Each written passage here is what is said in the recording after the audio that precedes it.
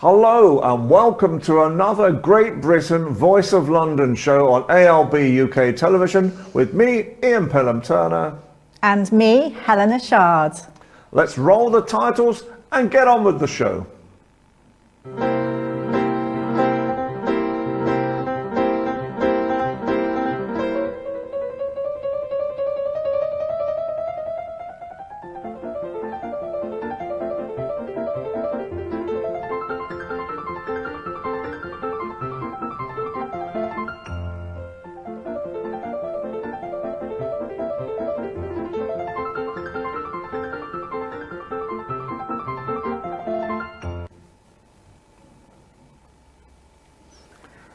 Well, it's been quite an exhausting time, I think, again in Ukraine. We've got Ukrainian people in Britain now, so at least we are now starting to sort of help them. But there's been a massive new attack starting just today in certain parts of Ukraine, and it looks like there's going to be another massive new offensive.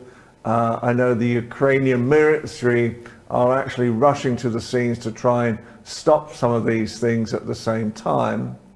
And the reality at the moment is that two British soldiers have now been found and captured by the Russians. And also at the same time, we're giving new tanks from Britain to Ukraine as well. What do you think of this, Helena? Well, obviously our heart continues to go out to the people of Ukraine, and at the moment it's, you know, the battle is for Donbass, isn't it, in the east. And I mean, I can't imagine what it's like. I know that there are lots of people, the most vulnerable, that are trying to escape in by trains at the moment. And I mean, these missiles that they're shooting at the minute, I mean, they're so powerful. I mean, these tanks, as amazing as they are, and I know that they can, you know, blow up planes and things, but they can't fight these super duper missiles, can they? Well, they go at 4 times the speed of sound, these new missiles as well. But what do you think about British people? I'm not sure whether they're soldiers or military. Yeah. What on earth are they doing there? I can understand if they were helping, but not fighting. No, I mean, it's just ridiculous, and it really angers me. And I know there's been lots of people that have suddenly thought, oh, I'm going to get up and go, and there are people that have just escaped, you know, military over here, and they can't do that. This is serious. This is war, isn't it? You know, Putin isn't going to think, oh, it doesn't matter. They're going to be used as pawns, and of course they look fine. They look like they've not been tortured, but it's just not good, as we know. I mean, we could speak about it forever, but it makes me quite angry.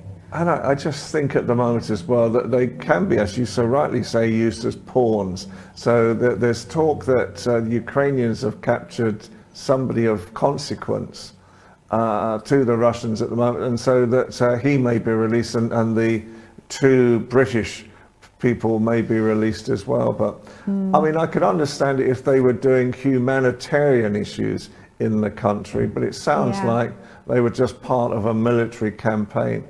And there's been some examples of it where they've shown British people going over to fight. And I get the issue, but I don't think that's going to help at all. It's not right going to now. help. It's certainly not going to help. And some of these people that have set off, some of them don't have any military experience at all, and they're absolutely no help whatsoever. They're a hindrance. And it could be, you know, that this can draw us into more political problems with Russia at the same time. You know, I mean, we've condemned Russia totally in what they've been doing at the moment, and rightly so as well. I mean, the atrocities that are going on are just unbelievable in proportion. You know, it's sort of something I never expected to see in my lifetime. No one has expected to see it, but it doesn't help, does it, when these people are really getting in the way. And I think we do have our first video. That is with this beautiful Ukrainian women singing. So it's a lovely video, and I think we should play it. It's a song. It's very rhythmic. Yes. So let's play it.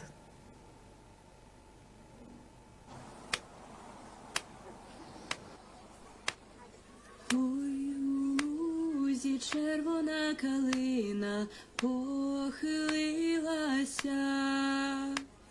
чогось наша славна Україна зажурилася, а ми тую червону калину піднімемо, а ми нашу славну Україну, гей, гей, розвеселимо. Ой, у лузі червона калина похилилася, чогось наша славна Україна зажурилася, а ми тую червону калину піднімемо, а ми нашу славну Україну, гей, гей, розвеселимо. Ой, у лузі червона калина похилилася, чогось наша славна Україна зажурилася, а ми тую червону калину піднімемо, а ми нашу славну Україну, гей, гей, розвеселимо.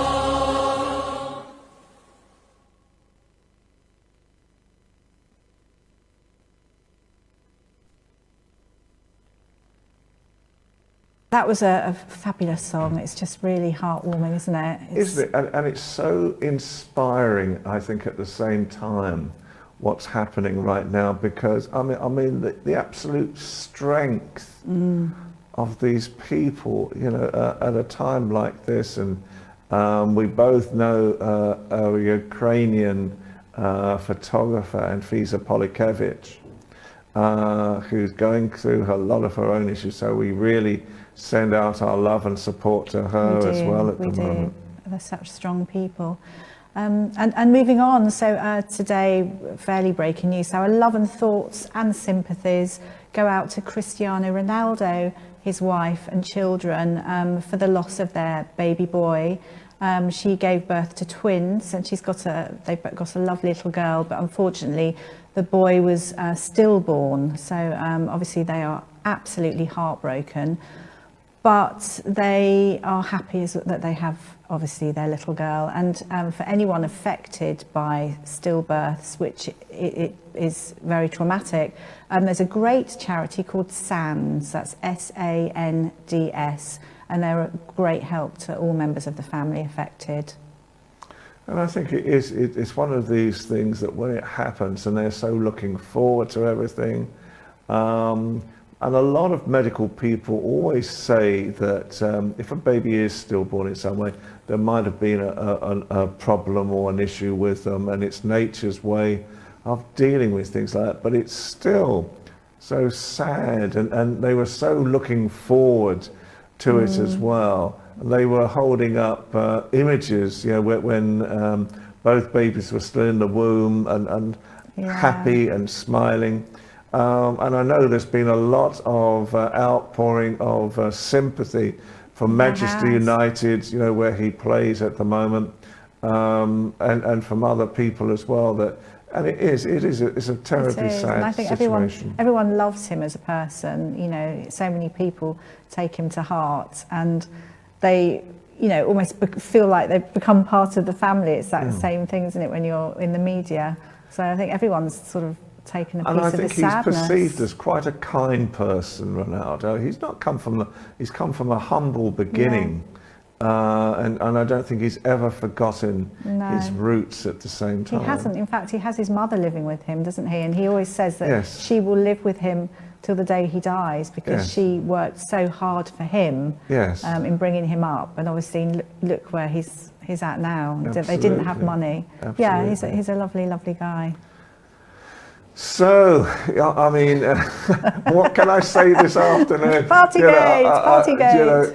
I think as we speak now, Boris Johnson is on his feet, trying to is. explain away why he feels that having a party and being part of a birthday party, and that could just be the first of many of these fines that he might be facing, is similar to getting a parking fine. So I think the absolute gall, of these people astounds me, that they think, British politicians think they can get away with things and think they can sort of talk their way out of situations that any normal person would feel so aggrieved about. There doesn't appear to be shame. No, I mean, there never is. I mean, I always say the same thing, that, politics seems to be a game, and they absolutely do think that they can get away with it. But I think on this occasion, I think so many people have taken it to heart, because there's real stories here. These are real life stories going on. COVID, so many deaths, so many upset families, and people in general, they will not put up with it. It's actually his 1,000th day as Prime Minister today, which is quite interesting that he's there in Parliament. But he has broken the ministerial code. But as we know, he will fight against it and pretend and say he didn't know. I'm pretty sure. Yeah. But and I think the reality is, I'm going to try and propose a new law myself. Okay, sounds interesting. And the new law myself is that if any politicians are seen to have criminal acts against them, they're going to be sent to Australia to a penal colony. Because I think with all the things that are going on at the moment, and we're going to talk about Priti Patel and Rwanda shortly as well, we've become almost like a Victorian Raj state all over again. And I think it is about time that kindness prevails, that a positive nature prevails in Britain, because it's not the British people. You've only got to look at 330,000 people have offered their homes in Britain for Ukrainians. And what have we got? Probably about 2,000 or 3,000 people have been allowed in so far. When there was a first collection, 100 million was raised by just normal British people in 6 days. So we are a country of kindness, and at the moment I think this government is turning us into a country of shame. We are. I mean, if you're ruling that you're going to bring in, we'd have no politicians left. You do realise that. They'd all be in Australia. It would serve them right. I think some politicians are very good. I met a politician the other day who was very, very good. He's a government minister. And I think, the reality is there's a lot of those. But I think the Johnsons of this world, for goodness sake, wake up, man. And start really trying to do things that don't bring disgrace to this country. Also, there was a poll that was done recently by JL Partners, and over 70%, this is for the general public, only over 70% of that poll had only bad words to say about Boris, that he was a liar and far worse. So that says a lot, doesn't it? So if it was like a general poll, he'd be out. And as we know, I think we were talking before that there's a Commons vote on Thursday, and that's been brought in by the opposition. So it is, let's see what happens, see how far it goes. I think at the moment, I mean, the cabinet ministers are coming out and saying that, that although he broke rules, they had parties in Downing Street when no one else was allowed. They were heavily fined. No, don't see it in that way. Don't see it as a party. It was just a coincidental meeting where he stood up. And I'm thinking, what's that got to do with it at the same time? And there could be 3 or 4 more of these fixed penalty notices given to Boris as well. When does someone finally decide that enough is enough, that instead of bringing shame and disgrace on this great country of ours, that they decide to actually just do the right thing and leave. Absolutely. I mean, it's enough. It is enough. It's madness. There's no logic, is there, when you think about it? It's passing the buck, for one, and it's just wrong. You know, I mean, all they've done, all Boris Johnson has done, I mean, he's made some changes, but he's sacked some junior people, apparently, you know, within Downing Street. But the reality is that, you know, when you see a situation like this, you know, for me, you know, I've studied politics all my life. I've never known a prime minister like this. I go all the way back to the 1970s. You know, virtually 40 years, over 40 years of politics. I've never known a politician like this before. I mean, why do you think? I mean, if you speak to people, if I speak to friends or we speak to our acquaintances and circles, everyone, you know, thinks of him as you know, bouncing along, Boris, you know, bumbling, a sort of almost, it's a comical figure. Then how does that work? I keep thinking about it and I can't work it out. I think, you know, with Boris at the moment, I mean, it really goes to show, because a few weeks ago at the G7 summit, there was some videos shot and broadcast, and all the leaders of the G7 countries are all talking amongst each other. The only one who wasn't talking at all, and he was looking around for someone to talk to, was Boris. And I think basically what's happened now is we've been extricated from the world. We are seen now as some crazy island off the coast of Europe. And really, do we have value? Yes, we do. We are Great Britain. We do have values in this world. But when we have leaders like that, they really need to step up. They do. We don't want to be a laughing stock. It's very interesting. But I think moving on from Boris, I actually met Ricky Wilson from the Kaiser Chiefs. I just bumped into him by chance. Then I realised he was on his way to the Netherlands, and it all clicked into place what he was doing, because he was performing at the Invictus Games. So that's really good fun. And of course, Prince Harry, who actually founded the Invictus Games in 2014, is there. It's there for wounded, injured and sick servicemen and women, and they all compete together. And it's a fantastic thing that's been set up. And I think we've seen Meghan and Harry there. But I think what was interesting as well for us is that the media obviously has been reporting on Prince Harry, and he nipped in to see Her Majesty the Queen at Windsor, which I was really, really pleased to hear. And interestingly enough, he was there on Thursday, which is Maundy Thursday, I think they call it. Normally, Her Majesty the Queen is at the usual Easter events, but this time wasn't, and spent time with the royal family. But Maundy Thursday is a time for forgiveness, which I hadn't realised.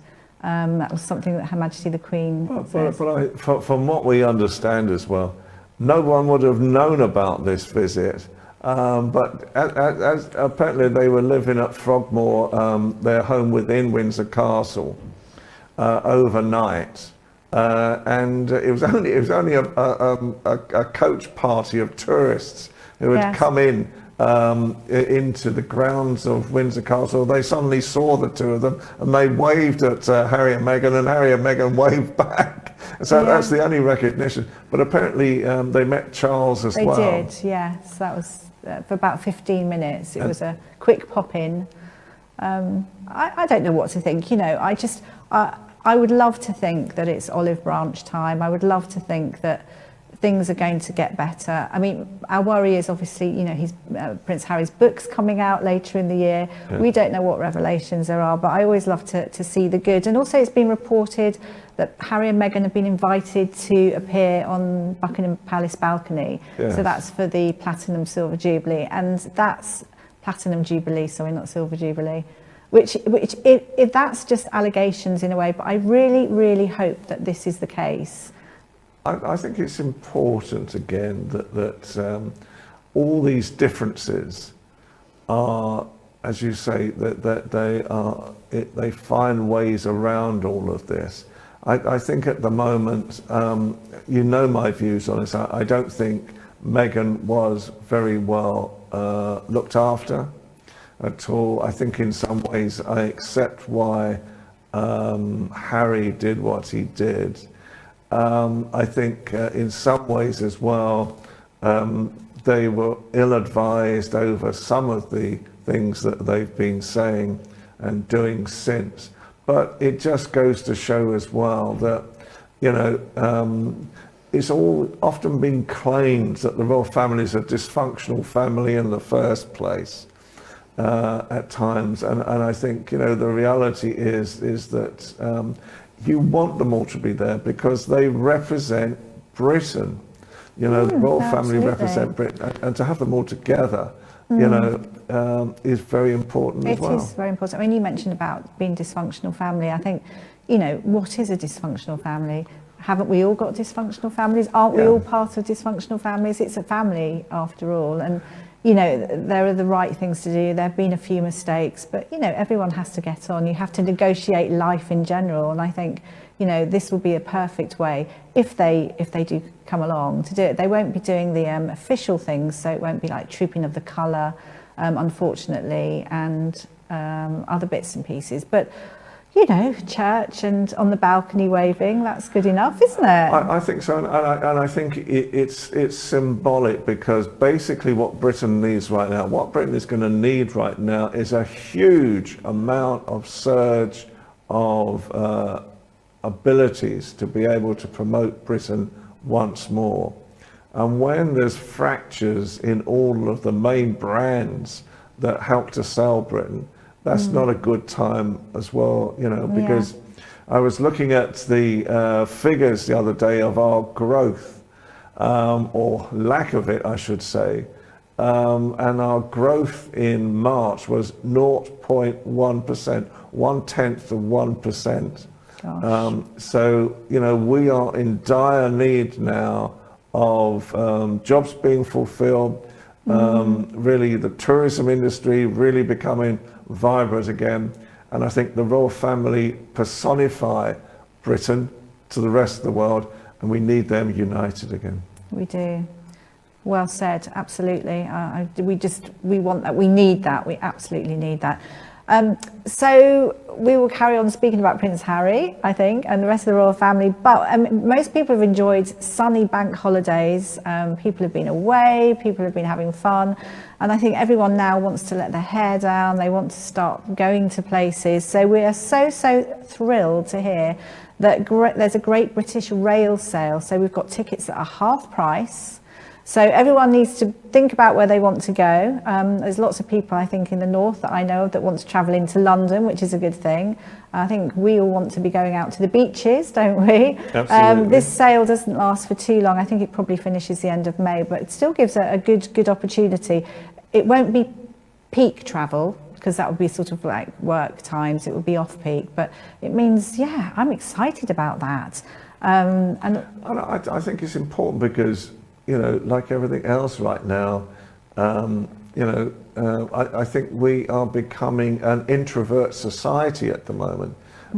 I think life has really changed for Britain during COVID, where we're a lot more insular, I feel, at the moment as well. And obviously things like public transport, railways, you know, and really seaside locations in Britain. We've got tremendous seaside locations in Britain. We have. There's so many places to see in Great Britain. So whereas people would normally be travelling, flying off, jet setting, I mean, I know some still are, if they can get there, if the planes are flying. We've got so much of Great Britain to see, and people need to spend their monies in restaurants and goodness knows what, Absolutely. and seaside things. And we've got 23rd of April, we've got St George's Day. Now, St George's Day is St George's England's patron. I think he's actually various countries' patron, but it's another reason to celebrate and have fun. And we personally look forward to seeing everyone turning up in London to Trafalgar Square. There's big celebrations that are going on. The mayor's put on this celebration, and when it's free, everyone needs to run there. There's lots of partying going on, good food, there's entertainment, pearly kings and queens, you name it, bands. And I think everyone needs to get there, definitely. So we look forward to seeing everyone in Trafalgar Square. And we move on from that. This is another unbelievable story. Do you know, we have a date in Britain, April the 1st. And April the 1st in Britain is known as April Fool's Day. And it's where the media create all sorts of unbelievable stories and try to make them true, thinking that this is a piece of fun. And people have to guess what are the true stories and what are the stories that have been made up just for April Fool's Day. And when I first heard, I heard about potentially the British government under their new immigration bill were going to send people to Rwanda in Central Africa about 3 weeks ago. And I discussed it on another political show. And I said, there's no way, this is got to be an April Fool's Day story. Who on earth in their right minds is going to send immigrants to Rwanda? And stand up our wonderful Home Secretary, Priti Patel, and I swear to goodness that words fail me, to actually decide that this is a good method of dealing with boat people coming across the channel, send them off to Rwanda. It's going to cost 1.7 million per person to do this. They've just signed a contract. Priti Patel was in Rwanda, not trying out the prison, presumably, but trying and working on the facilities out there and signing a contract. And we've just given the Rwanda government allegedly 124 million. That's just the down payment on how we're going to sort of try and stop people coming across the channel, thinking that the thinking process is if they know they're going to go to Rwanda, they won't come across the channel. And now even the church is up in arms. United Nations is up in arms over this. I mean, you know, and the latest one to come out is we've just had Easter, and the Archbishop of Canterbury has just come out and said as well, you know, what on earth are we doing? What I don't get is how it's been passed, how she could just say that and all of a sudden that's what's happening, because you have to discuss it and it has to be passed surely by different levels. It's madness. It was hidden. We discussed it because we were looking at the different aspects of this new immigration bill, and you know, that was coming in, and everybody was laughing at it. Everyone was thinking, "There's no way that this is." And I think when you think about it, is this going to happen? Who knows? They might have just given Rwanda 124 million just to get Boris off the front page regarding Partygate. You know, money's being thrown around in total. So who knows? But hopefully there's a lack, I think, of common sense in Britain at the moment. Hopefully common sense, humanity will prevail. Just taking the limelight off of Boris. That's it, isn't it? In a nutshell. And so, you know, and so he trudges on, you know, so some sort of, you know, how do you describe it anymore? It's just really, it's government by sound bites now. That's how we're being dealt with, government by sound bites. So we will see on May the 5th, in a couple of weeks' time, there are elections for councils across Britain. And so we will see how Boris's party, the Conservative Party, fares after what is going on at the moment. Yeah, let's wait and see. So moving on to something completely different, Ian. Yes. So helping people fulfill their full potential. We love things like that. And looking at charities all the time, it's always great to give charities a platform. And you know, I suppose it's educating people as well. And I think we've got a lovely video from Sense, S-E-N-S-E, sense.org.uk. This is for people with complex disabilities who are deaf and blind, and it's to help people, and I think we should just run with the video. Absolutely.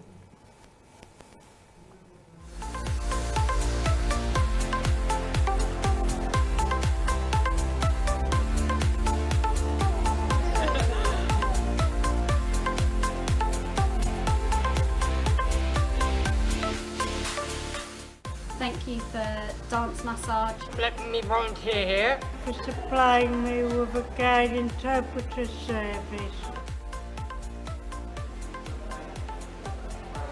Thank you.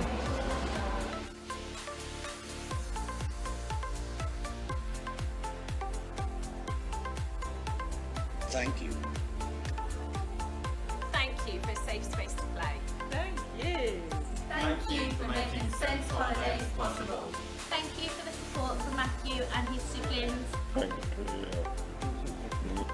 Thank you.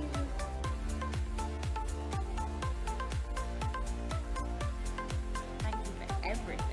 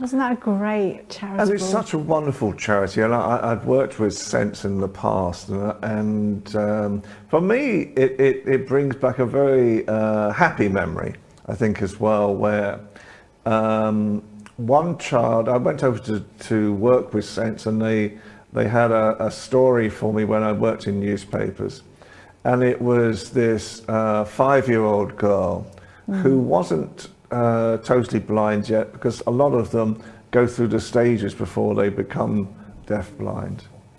And she was refusing to learn hand sign language.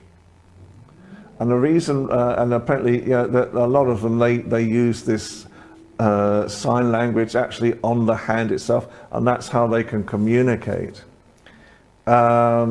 And this little girl was refusing to do it because she thought that once she learnt this sign language on the hand, she would go deaf and she would go blind. So for a little 4 or 5-year-old girl, it was terrible. And she came from the Midlands, this little girl. So I was talking to her parents, and I said, what would she like, because she's still got some sight, and I think she was virtually deaf, but she still had some sight. And they said, oh, she's mad keen on motorbikes. And she also loves Disney. So I managed to get the Hells Angels chapter from West Midlands. And they all turned up, all about 50 of them, turned up at her house one day. And they'd got leathers for her, Hells Angels leathers for her as well. And they took her out for the day on their motorbike. How amazing is that? So, and it just showed kindness. And then Disney stepped up and said, okay, and they took the whole family over to Disney as well, so she could have the full Disney experience at the same time. And that's what I mean by, that's Britain. That's the acts of kindness. That's just pure kindness, pure humanity. And I think that's where we need to get back to in Britain today. Definitely. And it's just that helping people to communicate and actually experience the world. It's priceless, isn't it? It is priceless. Oh, I just think that's amazing. Such a brilliant organisation. Sense is. Well, we brought on quite a lot of subjects again today for the show. Yeah, it's just so important to speak well, share the news, but also speak about all these positive things that sometimes get forgotten about, don't they? Absolutely. In this mad media world. So Absolutely. again, another lovely show. Great. Very Absolutely. empowering. Well, that's another show this week again. I hope you've enjoyed the show of Great Britain Voice of London show with ALB UK Television as well. And so from me, Ian Pelham-Turner, And from me, Helena Shard. have another great week. It's my birthday show next week. So You had to get it in, didn't you? I had to get it in. So anybody who knows me, Anyone who wants to pop in absolutely. or join us afterwards for a little Absolutely. cheers. We're going to have birthday celebrations after the show. So have a great week, and we will see you again next week. Take care of yourselves. Take care.